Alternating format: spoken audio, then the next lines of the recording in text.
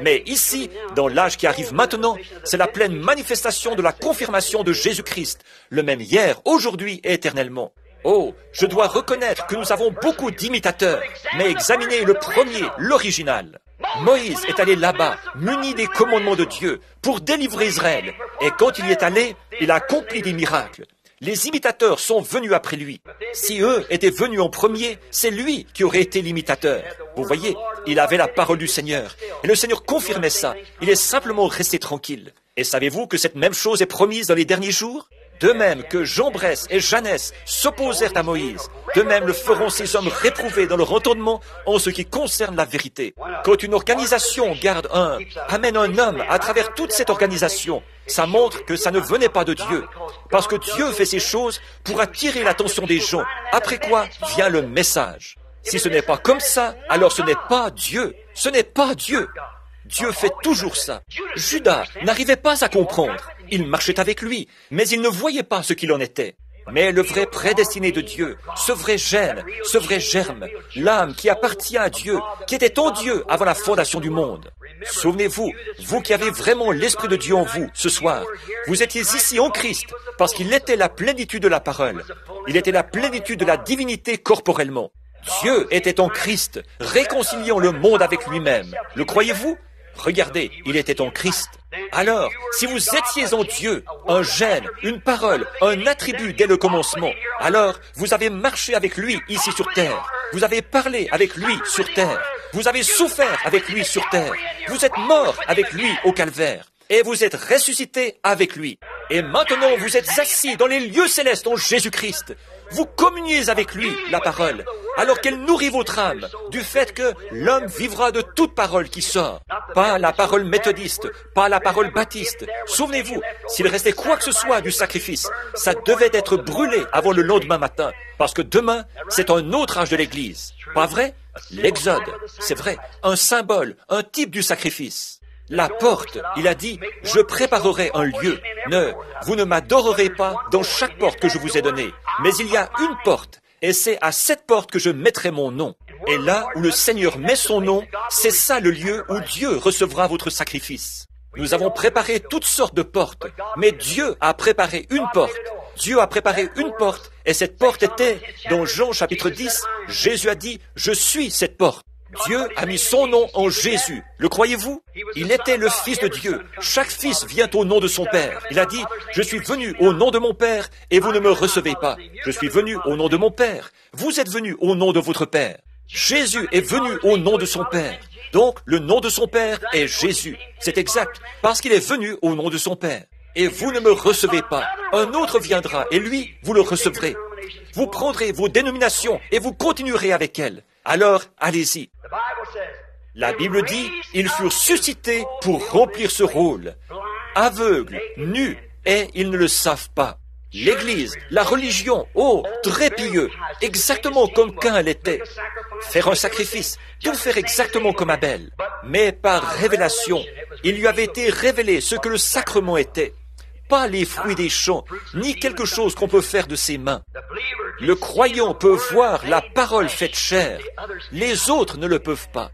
Tous ces Israélites, après avoir vu Moïse accomplir ça, alors ils se sont retrouvés à l'endroit où ce grand conseil devait avoir lieu. Chacun d'eux a dit, nous suivrons Balaam, parce que nous pensons que le docteur Balaam a raison. Il est plus intelligent, plus instruit et tout. Alors, nous allons accepter ça. Et Dieu ne leur a jamais pardonné.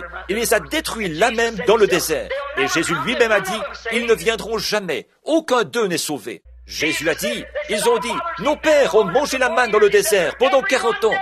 Il a dit, ils sont tous morts, éternellement séparés d'avec Dieu. Ils sont tous morts. Certainement, parce qu'ils ont écouté une erreur. Alors que Moïse, celui qui avait été confirmé par Dieu et qui était un conducteur envoyé pour leur montrer le chemin vers le pays promis, et ils avaient bien suivi jusque-là, mais là, ils n'ont plus voulu continuer avec lui. Donc, les croyants peuvent le voir, mais les incroyants ne peuvent pas voir que c'est confirmé. Regardez comme Caïphe était pieux. Regardez comme tous ces sacrificateurs étaient pieux. Et Jésus s'est tourné et a dit, « Vous avez pour père le diable, et vous ferez ses œuvres. » Mais il y avait quelques croyants assis là.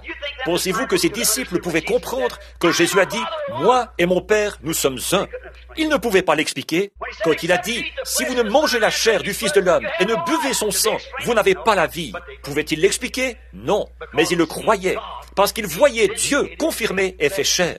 Jésus a dit, si je ne fais pas les œuvres de mon Père, alors ne me croyez pas. Mais si je fais les œuvres de mon Père, que j'accomplis la parole qui était annoncée à mon sujet, alors vous, si vous ne pouvez pas me croire, croyez aux œuvres que je fais, afin que vous soyez sauvés. Voyez? Jésus a dit, mes brebis connaissent ma voix, elles connaissent ma parole, elles la voient quand elle est confirmée pour cet âge-là. Eh bien, Caïphe aussi, il connaissait la parole, mais pas la parole pour cet âge-là. Il avait la parole que les pharisiens lui avaient fait avaler, mais pas la parole de l'heure confirmée. Elles connaissent ma voix, elles connaissent mon signe, elles connaissent mon prodige.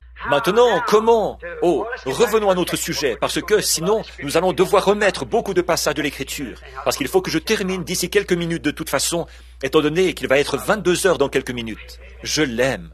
Mes amis, vous qui vous êtes avancés dans cette allée et qui avez déposé là cette offrande il y a quelques instants, vous qui avez fourni la nourriture et le vêtement à mes enfants, vous qui avez mis votre argent durement gagné dans un plateau à offrande, vous savez où ça va? Ça m'aide à aller outre-mer, vers les païens qui n'ont jamais entendu quoi que ce soit au sujet de Dieu. Voilà ce que je fais avec ça. Chaque sou, Dieu est mon juge. Il y a ici quelques-uns de mes... Cet homme qui est assis juste là en ce moment, c'est lui qui s'occupe des finances de mon église. Je reçois 100 $ par semaine, c'est tout. Le reste est utilisé pour parrainer des réunions outre-mer. Là-bas, ils ne peuvent pas venir. Les églises ne veulent pas m'accueillir. Elles ne veulent pas de moi. Non, c'est vrai. Maintenant, elles disent de moi, il est un Jésus seul, ou il est quelque chose du genre, ou un hérétique, un fanatique, et ainsi de suite comme ça. Un Jézabel.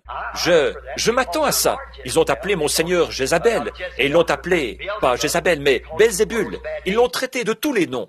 S'ils ont appelé le maître de la maison Belzébul, à combien plus forte raison appelleront-ils ainsi ses disciples? Alors, ça ne fait rien, ça. Et vous, personnellement, avec l'aide de Dieu, pensez-vous que je me tiendrai ici comme un grand hypocrite et que je vous dirai quelque chose? Ou, n'est-ce pas, que je m'alignerais tout de suite sur la chose si je pensais qu'elle venait de Dieu? Mais si je vous aime et que je connais la vérité, m'avez-vous déjà entendu dire quelque chose au nom du Seigneur qui ne se soit pas accompli? Non. Je demande à quiconque.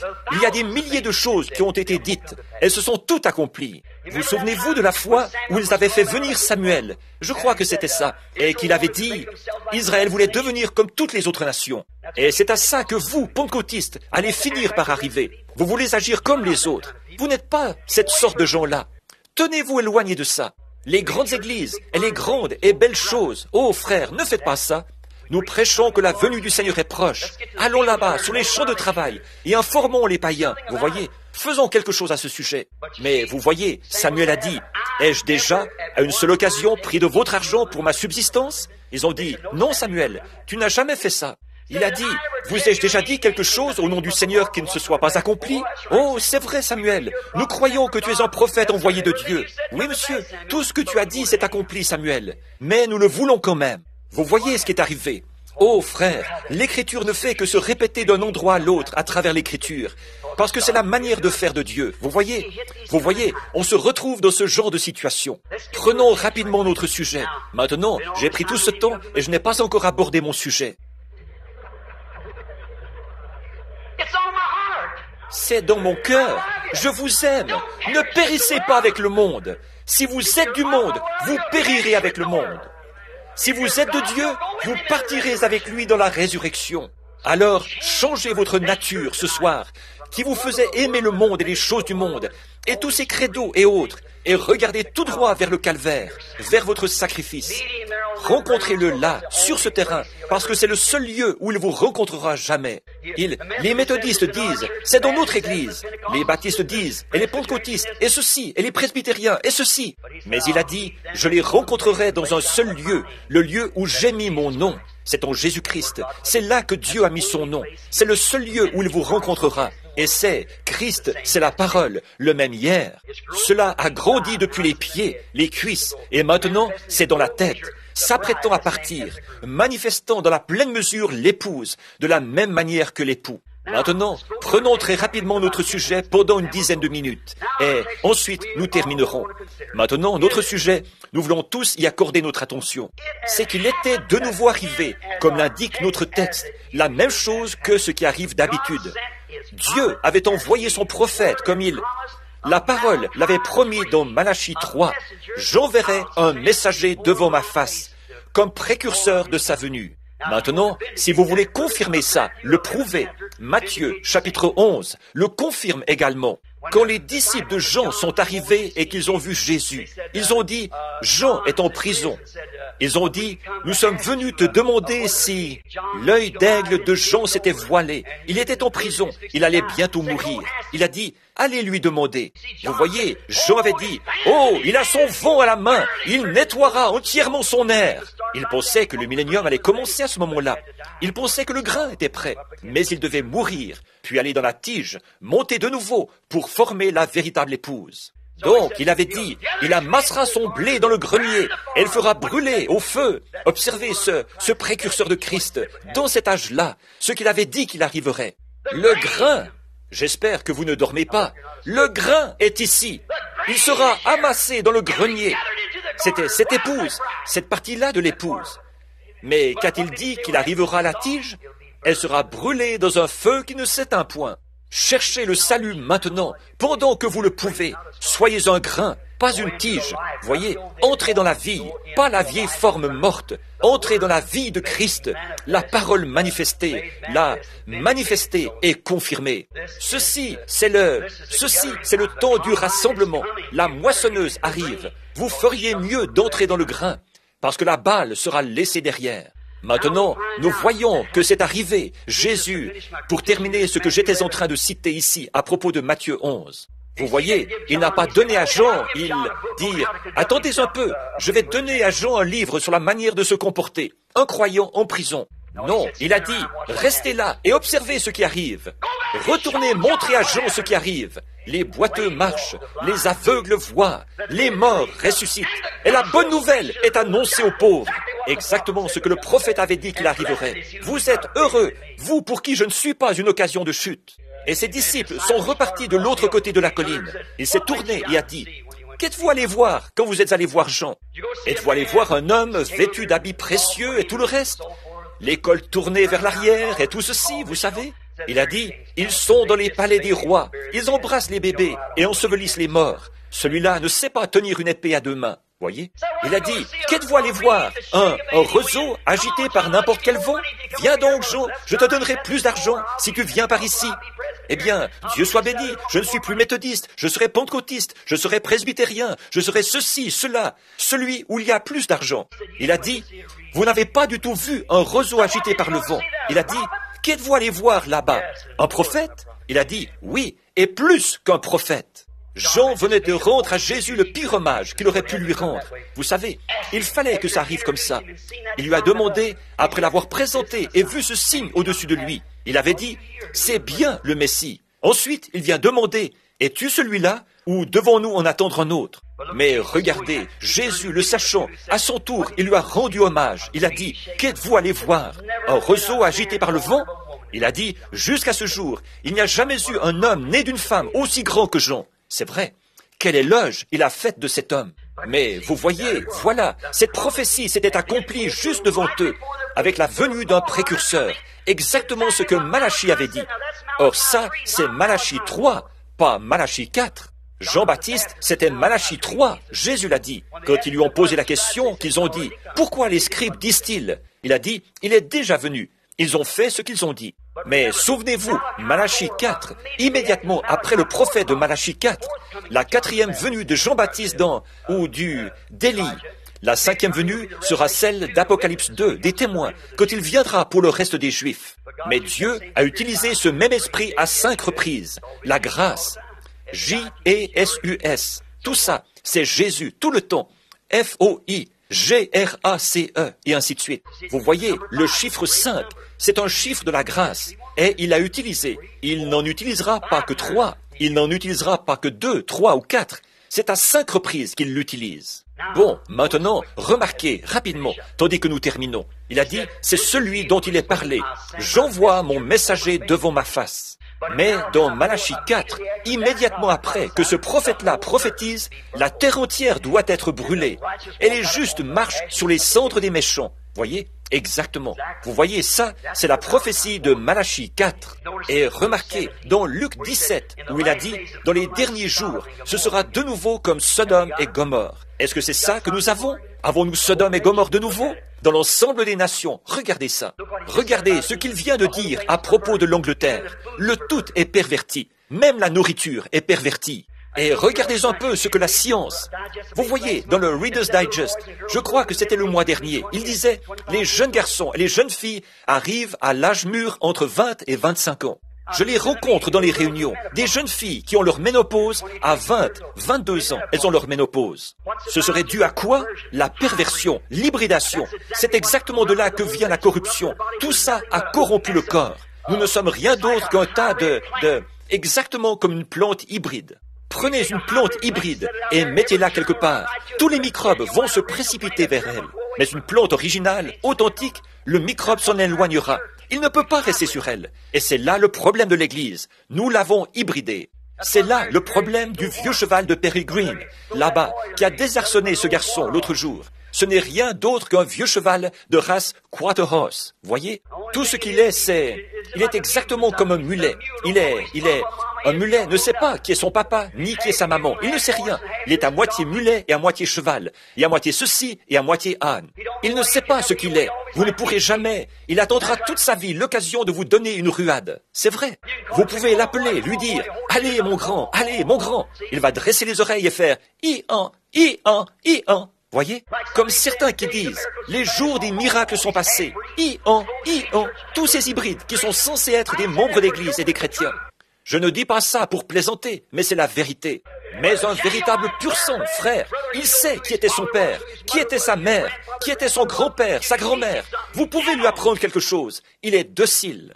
Et un véritable chrétien qui est né du Saint-Esprit est rempli de la puissance de Dieu et de la parole de Dieu. Il sait qui est son père, qui est sa mère, qui était son grand-père, sa grand-mère. Il sait tout à ce sujet. Vous pouvez lui apprendre quelque chose.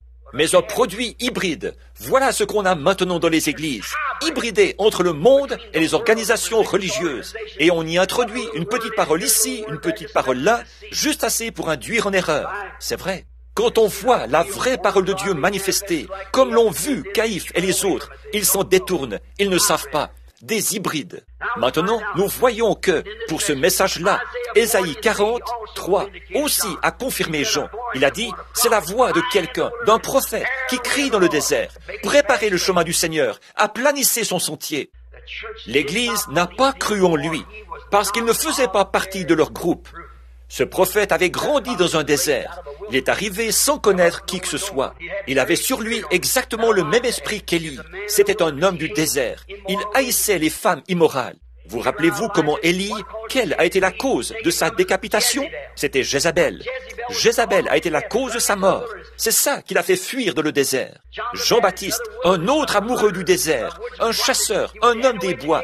Observez-le. Il n'avait pas d'instruction. Observez son sujet. Ce n'était pas celui d'un théologien. Il a dit « race de vipères ».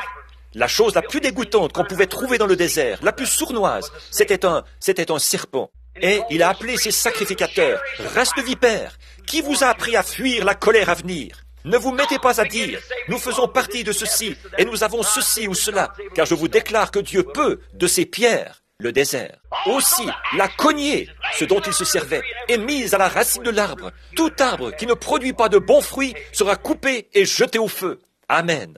C'était un prédicateur qui se référait à la nature. Un grand homme de Dieu qui a vécu peu de temps, mais qui a vraiment allumé un feu sur la terre. Il a choqué cette génération pendant les 6 mois qu'a duré son ministère.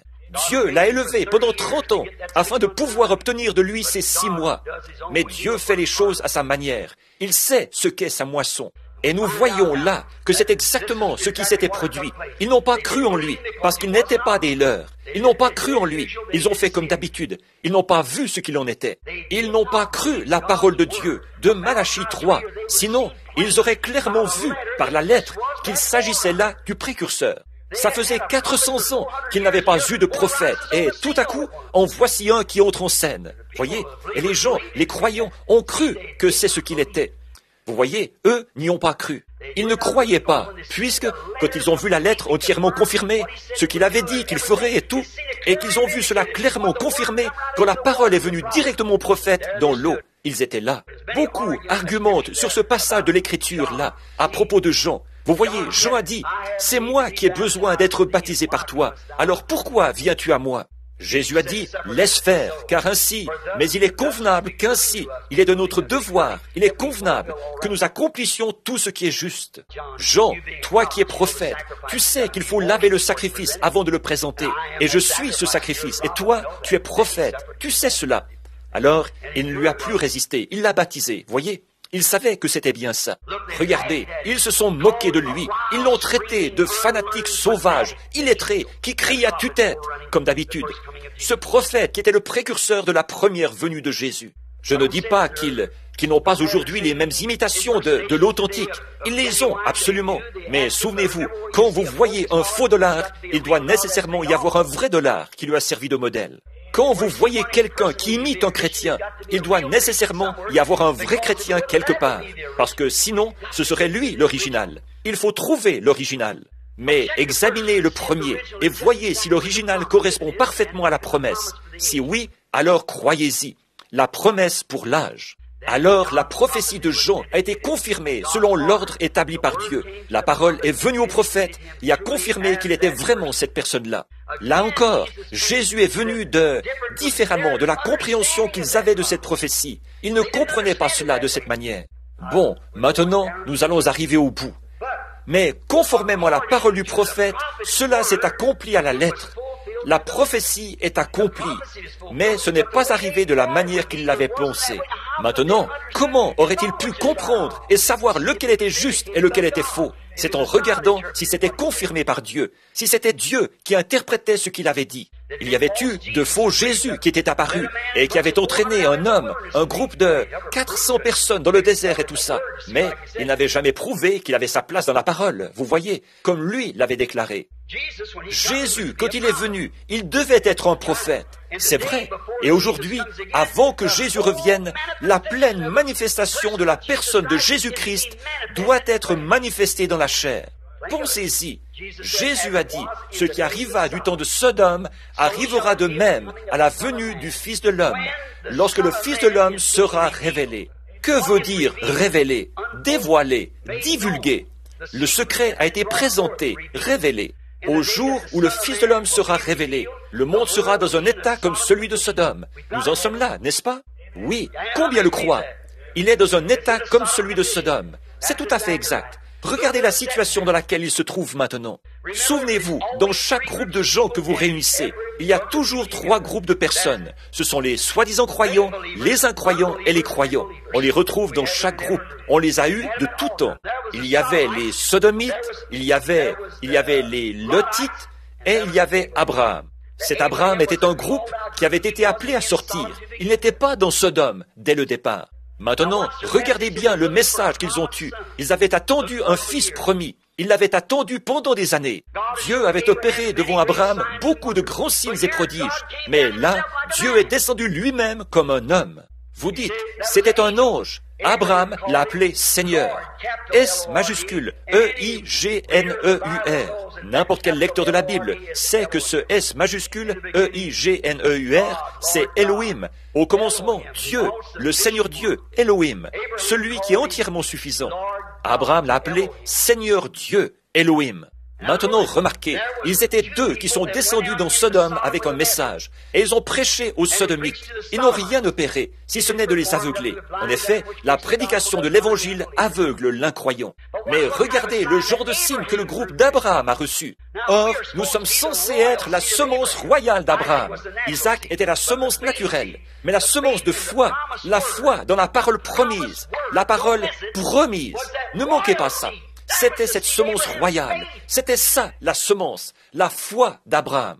Nous, qui sommes morts en Christ, nous sommes la semence d'Abraham, héritiers avec lui selon la promesse. Remarquez, pendant que tout cela se déroulait, il y avait dans Sodome 2 ministres qui prêchaient là-bas, qui avaient un grand message. Il y en a un qui est resté là avec le groupe d'Abraham, qui n'a eu rien à faire avec le groupe qui était là-bas.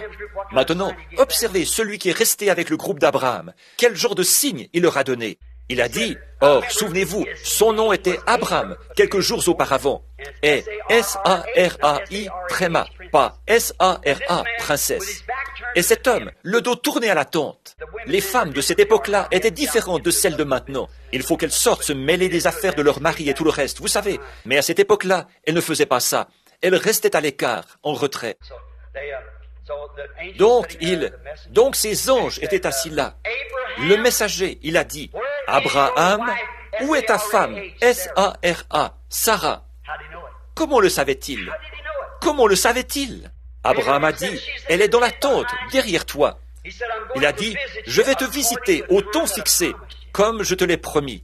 Je vais te visiter. Et Sarah a un peu ri en elle-même. Le dos tourné à la tente, il a dit, pourquoi Sarah a-t-elle ri en disant, comment cela peut-il se faire? Si elle n'avait pas été en Abraham, son épouse à ce moment-là, Dieu l'aurait tuée. Ce serait pareil pour nous aujourd'hui, avec toute notre incrédulité, si nous n'étions pas en Christ. C'est ça qui nous tient là. Vous voyez, il ne pouvait pas faire de mal à Sarah, ne pouvait pas lui ôter la vie, sans faire de mal à Abraham. Voyez? Donc, souvenez-vous, Jésus a dit, ce qui arriva du temps de Sodome arrivera de même à l'avènement du Fils de l'homme. Nous voyons que tout le monde est d'accord pour dire que le monde est dans un état comme celui de Sodome. Il n'y a pas longtemps, j'ai lu un journal de Los Angeles qui disait, je crois, que l'homosexualité a augmenté de 20 ou 30% à Los Angeles, que chaque année, ça augmente d'autant que ça. C'est horrible. Dans notre gouvernement et partout, tout est devenu perverti. C'est vrai, tout, le système tout entier, l'Église et tout le reste, c'est perverti. On est dans un âge perverti. Maintenant, j'aimerais vous demander quelque chose, à vous, les théologiens, mes frères. Je ne parle pas contre vous, mon cher frère. Je suis ici pour vous aider, frère. Je suis ici pour me tenir à ce que dit la parole de Dieu. Vous tenir la main et faire sortir ce groupe de gens de ce genre de choses. C'est vrai.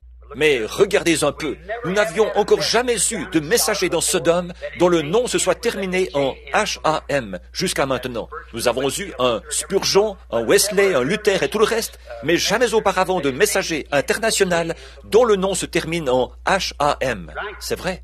Vous voyez, G-R-A-H-A-M. 6 lettres. G-R-A-H-A-M. Billy Graham, ce célèbre évangéliste, une grande œuvre de Dieu. Cet homme est envoyé de Dieu. Il connaît cette justification sur le bout du doigt. Et il secoue la nation avec ça. Vous voyez, comme ça. Il n'y a pas... Regardez Oral Roberts pour la dénomination pentecôtiste. Quand y a-t-il déjà eu quelqu'un comme ça? 6 lettres, pas 7. Abraham, c'est A-B-R-A-H-A-M. 7.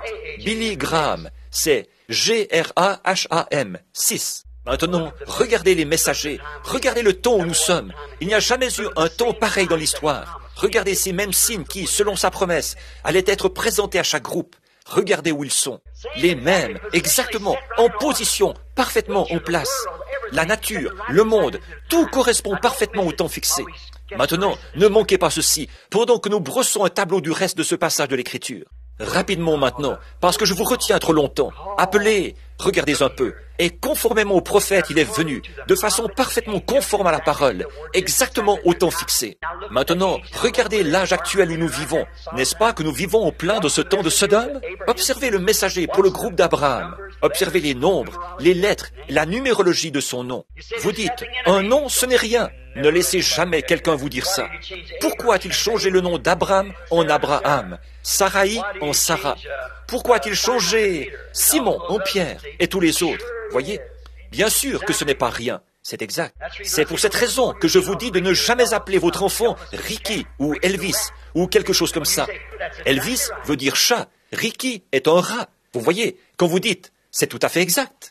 Laisse ou quelque chose comme ça. N'appelez jamais l'un de vos enfants comme ça. S'il s'appelle comme ça, changez son nom au plus vite, les amis.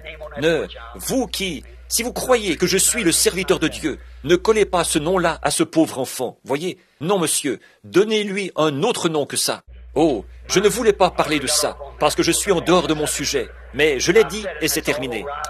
C'est comme ça que ça arrive. On ne sait pas quand on va le dire. Voyez, on l'a appelé un étranger, un diseur de bonne aventure, un démon, un Belzébul.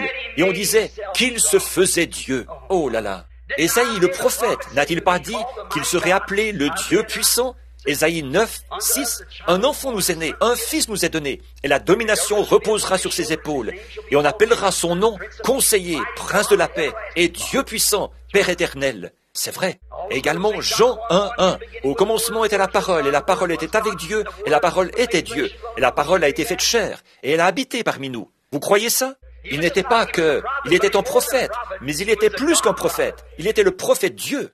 Pourquoi fallait-il qu'il vienne? Souvenez-vous, il vient sous 3 noms de fils. Il est venu d'abord sous le nom de Fils de l'homme. Il ne s'est jamais appelé le Fils de Dieu, vous le savez. Vous voyez, il est venu en tant que Fils de l'homme, un prophète. Jéhovah lui-même, le Père, a appelé Jérémie Fils de l'homme, un prophète et Fils de l'homme. Il est venu, maintenant il est venu après le jour de la Pentecôte. Il est revenu sous la forme du Saint-Esprit, l'Esprit surnaturel. Maintenant, il est Fils de Dieu. Dans le millénium, il sera Fils de David, assis sur le trône de David. Vous voyez, il est Fils de Dieu, Fils de l'homme, Fils de David. Oh, la Bible est remplie de ces pépites. Nous ne pouvons pas toutes les prendre en un seul soir, mais il est tout à fait approprié d'établir ceci maintenant. Demain ne se lèvera peut-être jamais. Nous serons peut-être partis avant demain. Je suis peut-être en train de prêcher à une personne qui sera morte avant demain matin. Moi-même, je pourrais être parti avant demain matin.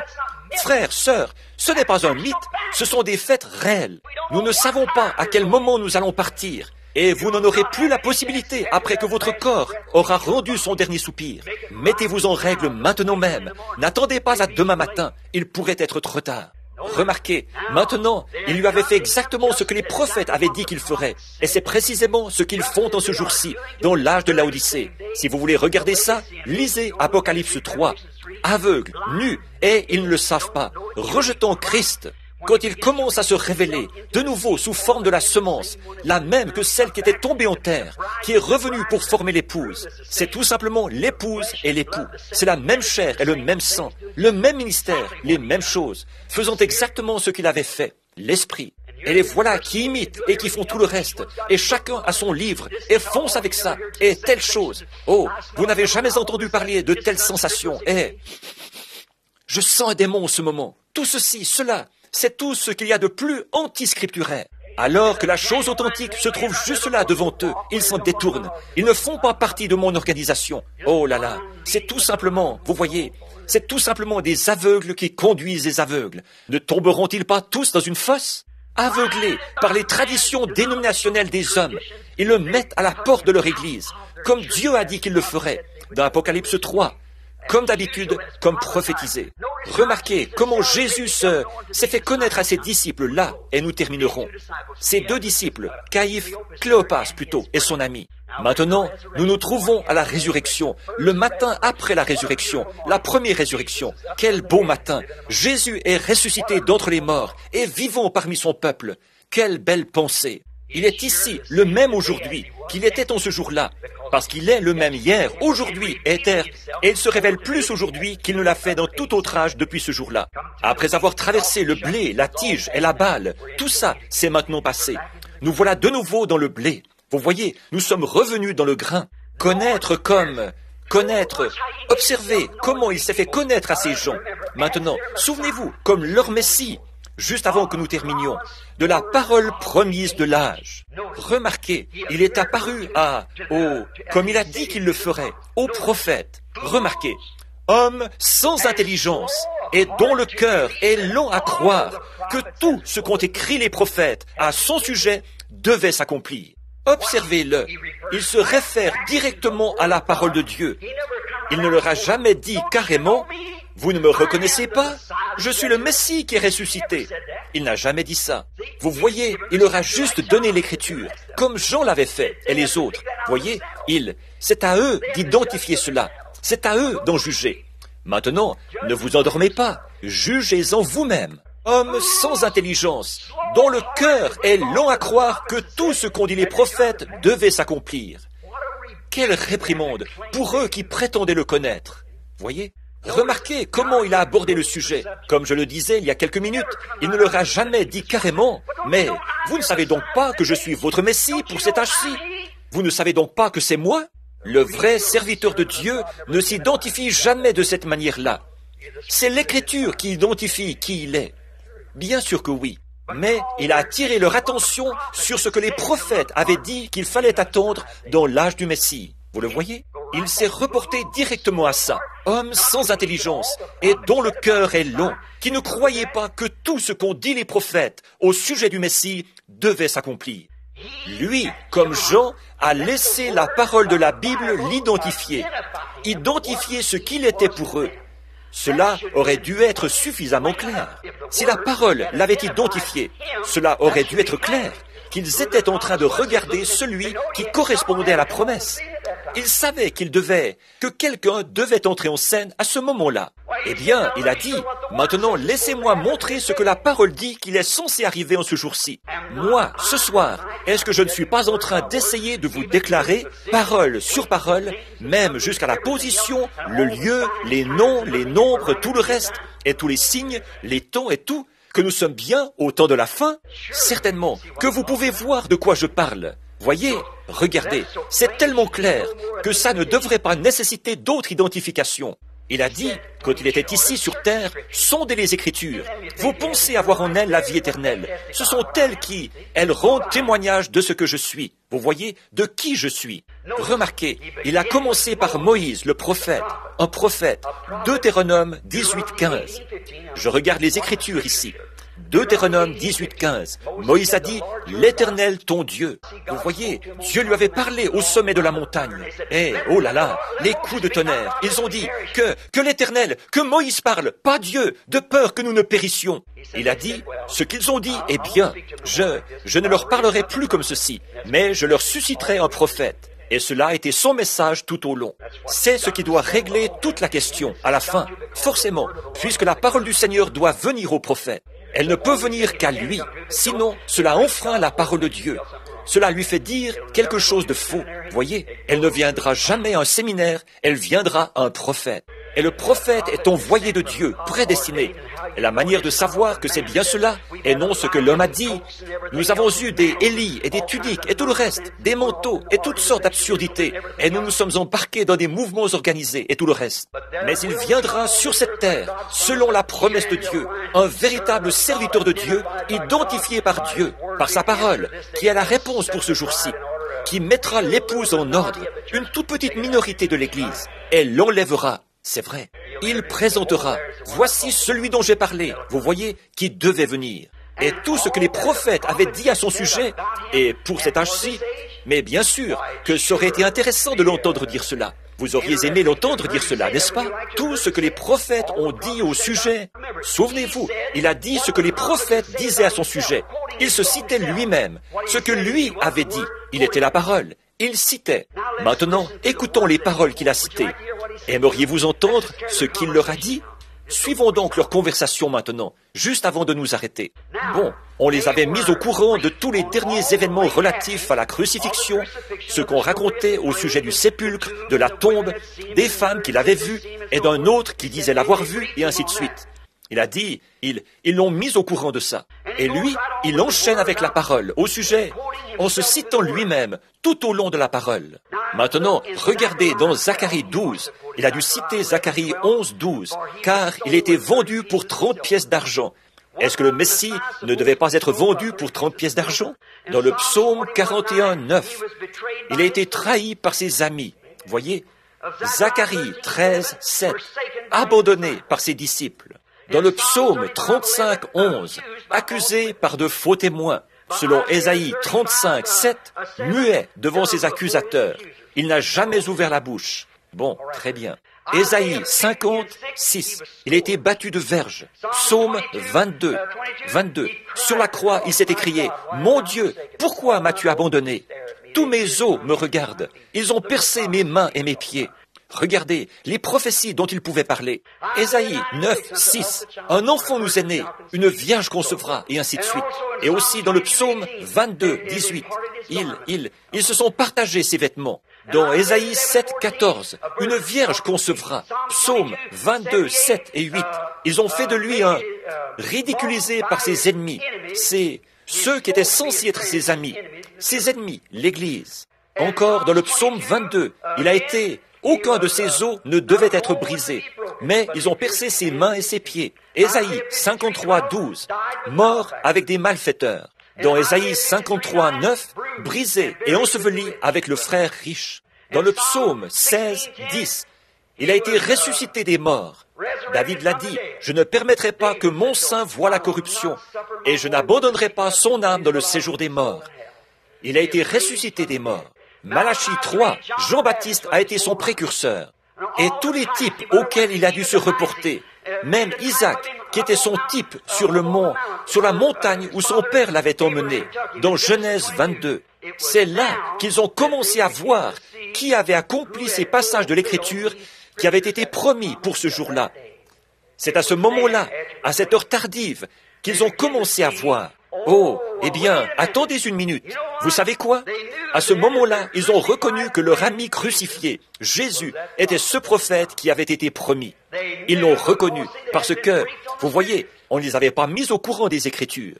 Mais voici toutes ces choses, elles devaient arriver à la croix. Toutes ces choses, hommes sans intelligence, dont le cœur est lent à comprendre tout ce qu'ont dit les prophètes, qu'il fallait que le Messie souffre, qu'il entre dans sa gloire et qu'il ressuscite le troisième jour.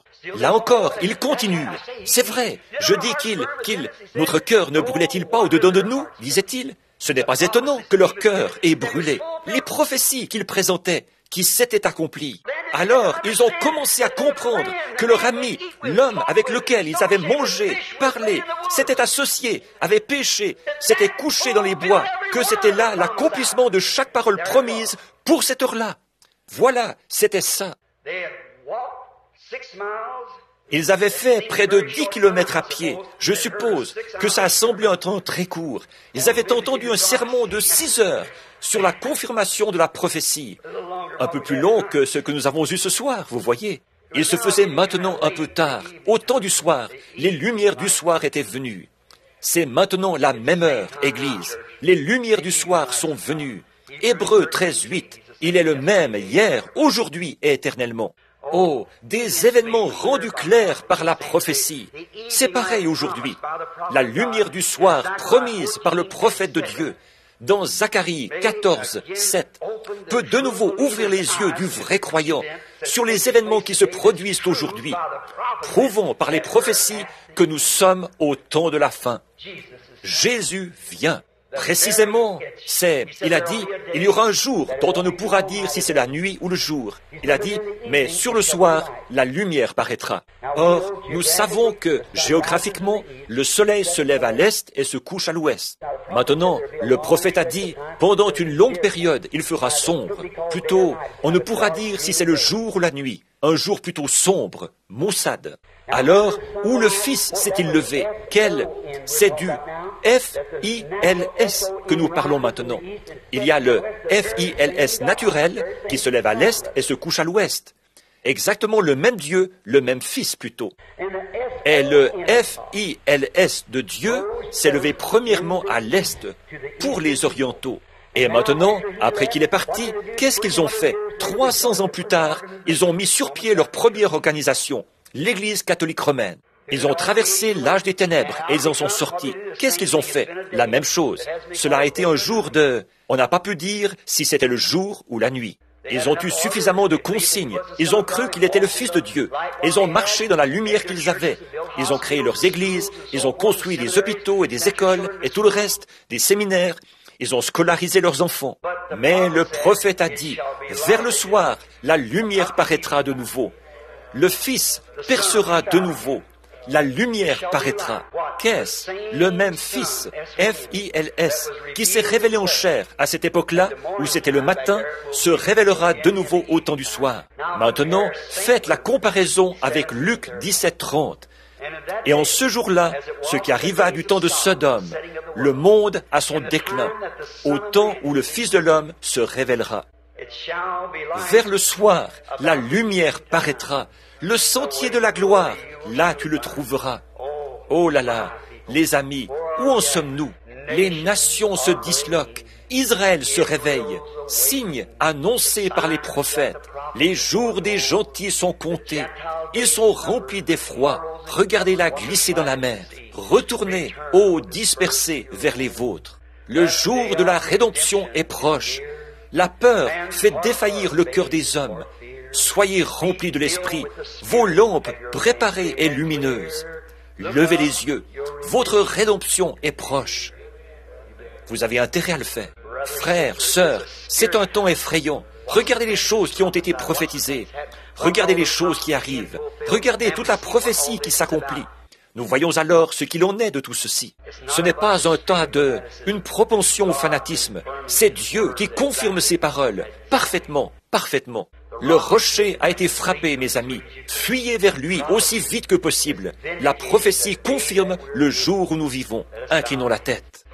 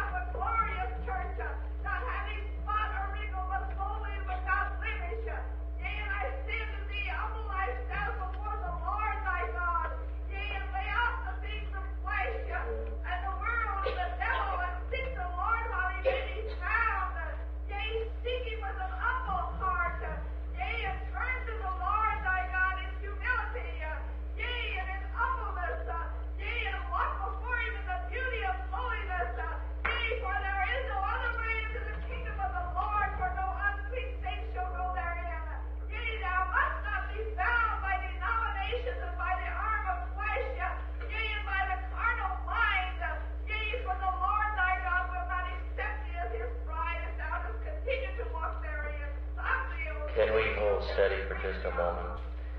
God has spoken to us through Brother Branham, and the anointing is on Brother Branham,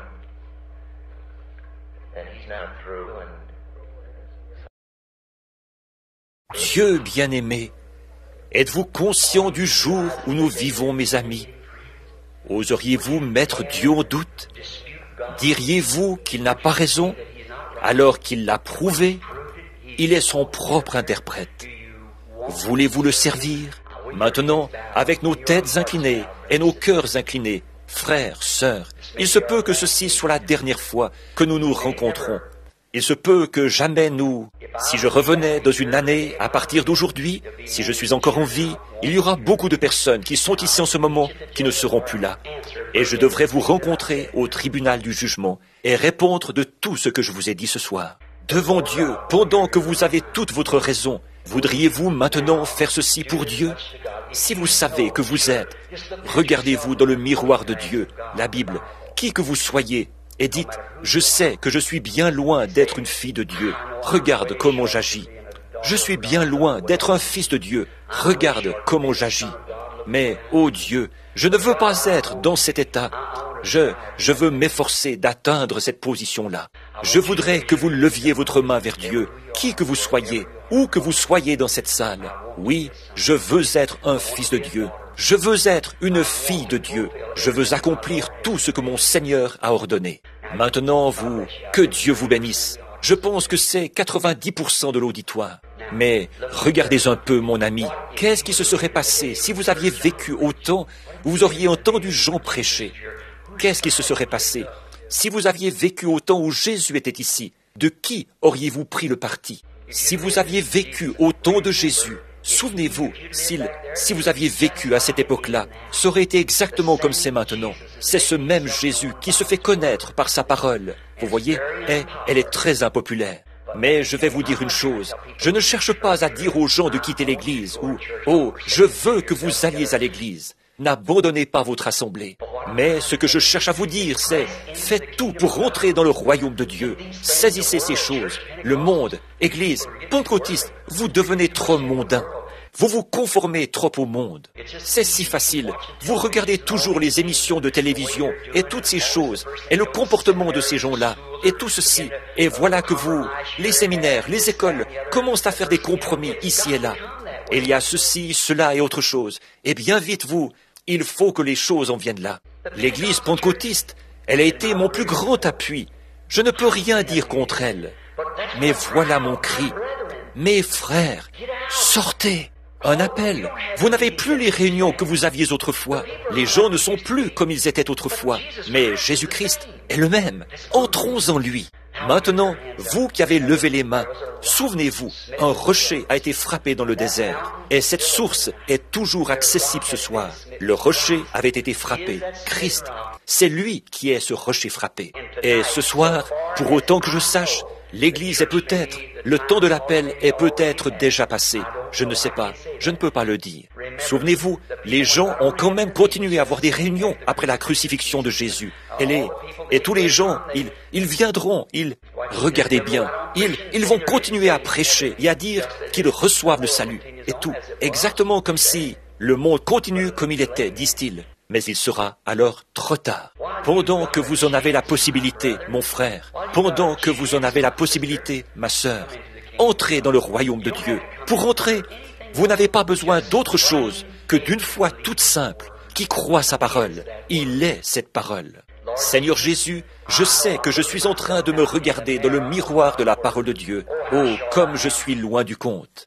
Mais Dieu bien-aimé, ici, ce soir, en ce lundi soir, ici à San Bernardino, en Californie, ici dans cette grande salle, voici tout ce que j'ai, Seigneur, mais je vais te le donner. Veux-tu m'accepter tel que je suis, Seigneur? Veux-tu me permettre de me réfugier au plus vite à la croix? Je vois même les messagers, je vois le temps, je vois l'appel à sortir de Sodome, je vois les signes, je vois le groupe d'Abraham qui reçoit la lumière, je vois la manifestation, Jésus, qui se manifeste de nouveau parmi nous, comme à cette époque-là. Je vois toutes les choses que tu as promises. Je vois les imitateurs. Je vois que c'est ce que tu as dit, ce qui arriva du temps de Moïse, que ce Jean-Bresse et ce Jeannès reviendraient pour imiter, mais en restant toujours dans ce même dépotoir où ils étaient. Vous voyez, ils n'ont pas pu suivre Moïse dans cette parole et faire sortir ces enfants de là pour les conduire dans le désert, parce qu'ils avaient des liens en Égypte. Ils n'ont pas pu le faire, bien qu'ils aient fait les mêmes œuvres que lui, mais leur folie a été manifestée. Et la Bible dit, c'est ainsi dit le Seigneur, cela se reproduira dans les derniers jours. Et vous le voyez de vos propres yeux, si vous êtes spirituel. Je ne peux pas l'expliquer. Ce n'est pas nécessaire que je l'explique. Mes brebis entendent ma voix.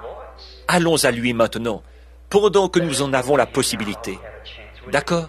Si vous avez besoin du baptême du Saint-Esprit, si vous avez besoin d'une reconsécration, d'une vie nouvelle, votre pasteur ne vous méprisera pas. Il vous aimera justement à cause de ça. Donnez-vous complètement à Dieu ce soir, pendant que nous sommes ici. Laissez, oui, je sais, ça a été dur, tranchant, étrange. Je ne fais pas ça pour être méchant. Je fais ça pour être honnête.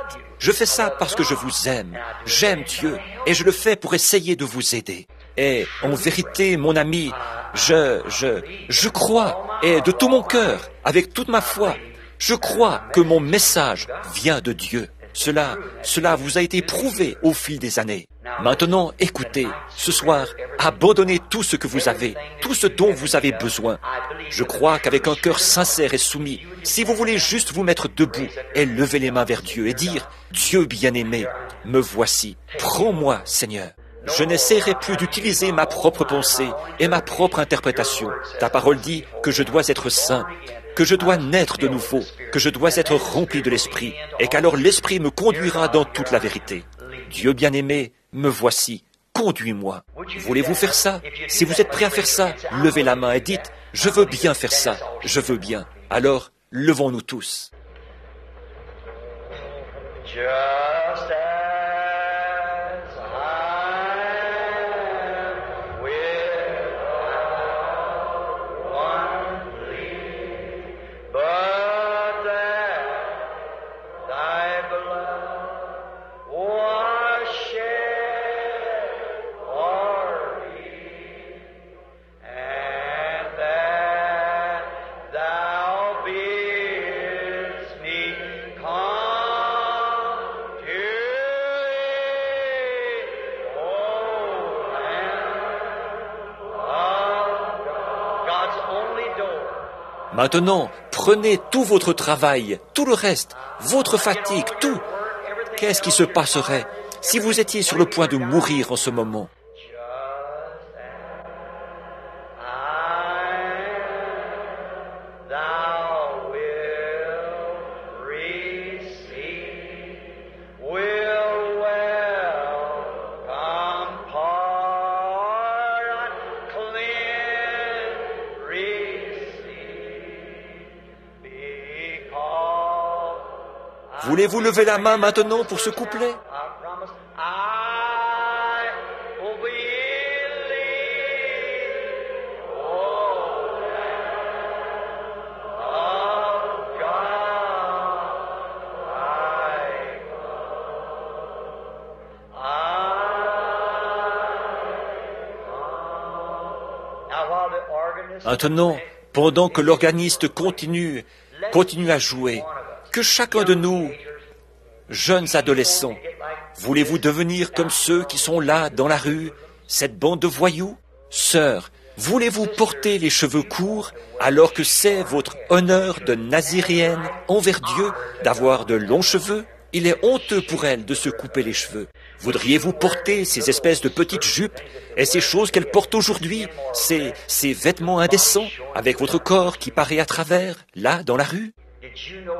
Saviez-vous que chaque homme qui vous regarde commet un adultère avec vous dans son cœur? Et vous vous présentez comme ça. Savez-vous, vous les femmes qui vous maquillez, qu'il n'y a qu'une seule femme dans la Bible qui s'est maquillée, et Dieu l'a donnée en pâture aux chiens, une Jézabel, un nom qui était pris en aversion depuis son temps, à cause de ses actes qu'elle a commis. Savez-vous que c'est Élie, le prophète, qui a maudit ça et qui l'a interpellé de cette manière-là? Savez-vous que c'est Hérodias que Jean-Baptiste a réprimandé? Est-ce que vous ne voulez pas être une créature du monde, de Hollywood? Si vous aimez le monde ou les choses du monde, l'amour de Dieu n'est pas en vous. Mon frère, mon ami dans le ministère, rien, s'il vous plaît, comprenez-moi, je suis votre frère. Voulez-vous vous associer, et vous qui êtes des membres d'église, d'une certaine église, méthodiste, baptiste, ou ce que vous avez été, voulez-vous rester attaché à cette dénomination parce que votre mère et votre grand-mère y étaient attachées? Elle est sortie de quelque chose pour rentrer là-dedans. Ça, c'était la lumière de ce jour-là. Ça, comme du temps de Noé. Ceci, c'est un autre jour. Vous dites, eh bien, j'ai eu l'heure. Ceci, ce n'est pas le jour de la Pentecôte. L'âge pentecôtiste est passé. La Pentecôte est finie. Ceci, c'est le temps de la moisson. Voyez? Le temps de la moisson. Le grain, l'eau a déjà été répandue. Le grain devient mûr. Venez dans le grain, mon cher frère. Écoutez-moi, croyez-moi, si vous croyez que je suis un serviteur de Dieu, chacun à notre manière, inclinons la tête dans l'humilité et présentons la prière que nous devrions présenter. Ô Dieu, prends-moi tel que je suis. Et frères, sœurs, moi aussi, je me place sur l'autel ce soir. Ô Dieu, façonne-moi et fais de moi une personne différente. Fais quelque chose, ô Dieu. Fais-moi à ton image. Vous pensez que c'est facile de se tenir ici et de démolir les gens comme ça? C'est une chose pénible à faire, mais malheur à moi si je ne le fais pas. Dieu bien-aimé, alors que cet auditoire incline la tête et le cœur, en ces moments solennels qui terminent ici cet exposé sur la Bible, en voyant la confirmation du Saint-Esprit qui a secoué cette nation plusieurs fois de suite, par de grands réveils et des indications, nous savons que quelque chose doit faire suite à cela. Et ensuite, de voir ces 7 anges descendre là, au sommet de cette montagne, là-bas en Arizona, alors que même les magazines, d'un bout à l'autre du pays, en ont parlé. De voir Jésus lui-même là, dans les cieux, qui regarde en bas, et qui dit que dans Apocalypse 10, 7, dans le message du 7e ange, ces sceaux seraient ouverts, les mystères de Dieu seraient divulgués, alors que les réformateurs n'avaient pas vécu assez longtemps pour mettre cela en lumière. Et voici, ces 7 sceaux qui scellaient le tout devaient être ouverts en ce jour-ci. De voir tous ces grands signes et prodiges qui ont été accomplis, confirmés, prédits avant qu'ils arrivent. Et pas une seule fois, tu ne nous as fait défaut. Au contraire, tu as accompli cela exactement comme cela avait été dit. Dieu bien-aimé, nous sommes conscients que Jésus-Christ est au milieu de nous. Nous savons qu'il est ici. Il est ici ce soir. Le Dieu invisible est ici avec nous et il peut confirmer chaque promesse qu'il a faite dans sa parole. Tu t'es tenu là et tu leur as prouvé, le dos tourné, au tout début, avant même que les imitateurs entrent dans le circuit, Seigneur, ou entrent dans la course, pour ainsi dire. Tu as montré et prouvé, prophétisé et dit exactement de quelle manière cela arriverait. Et nous voyons que c'est arrivé de cette manière-là. Et Dieu, notre Père, nous savons que ça ne peut pas être l'homme, ça ne peut être que Dieu. Alors, nous savons que c'est toi qui es ici ce soir. Pardonne-nous nos péchés. Dieu bien-aimé, tu as guéri notre maladie.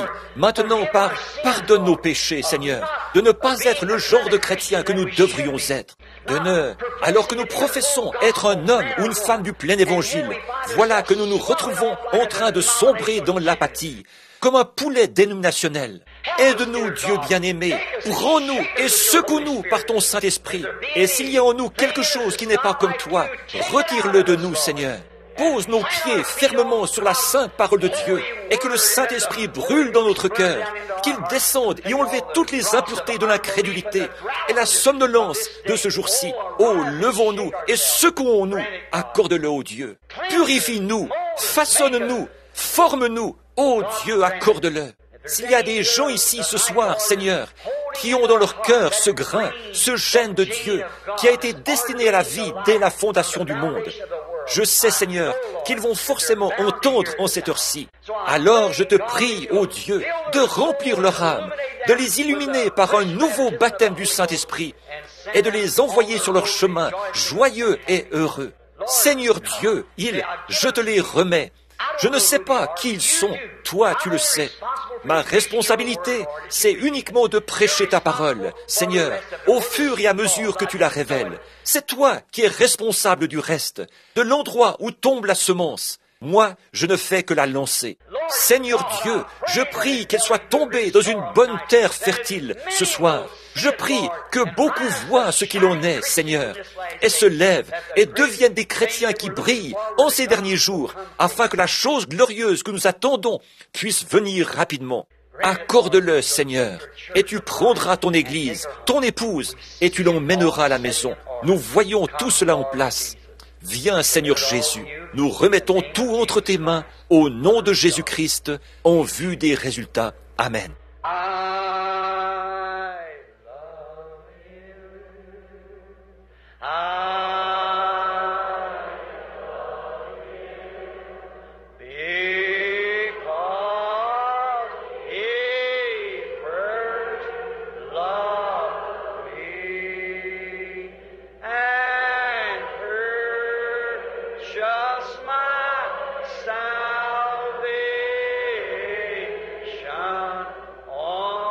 L'aimez-vous?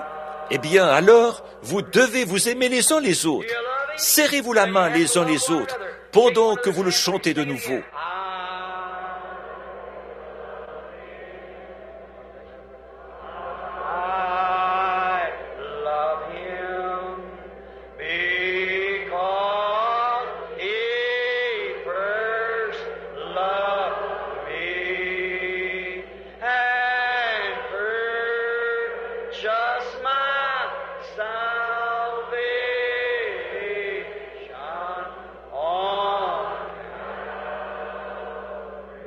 Maintenant, donnons-lui la louange. Combien connaissent ce chant? Je le louerai, je le louerai, je louerai l'agneau meurtri. Que tout peuple le glorifie, car son sang lave tous les péchés. Chantons-le maintenant.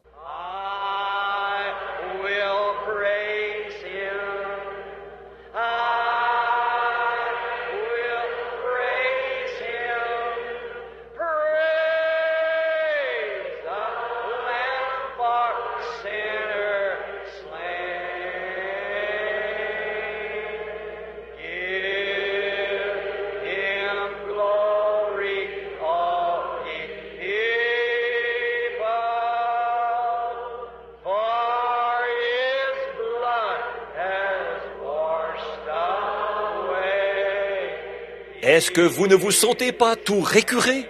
Levez la main, dites « Oh, je me sens bien comme ça !»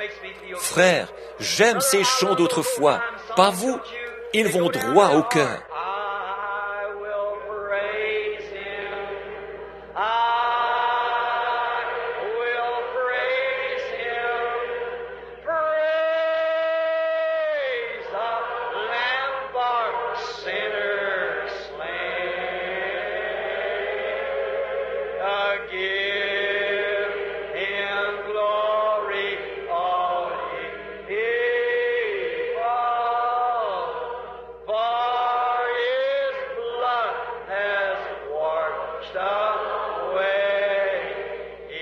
Levons simplement les mains maintenant et louons Dieu, chacun de nous à notre manière.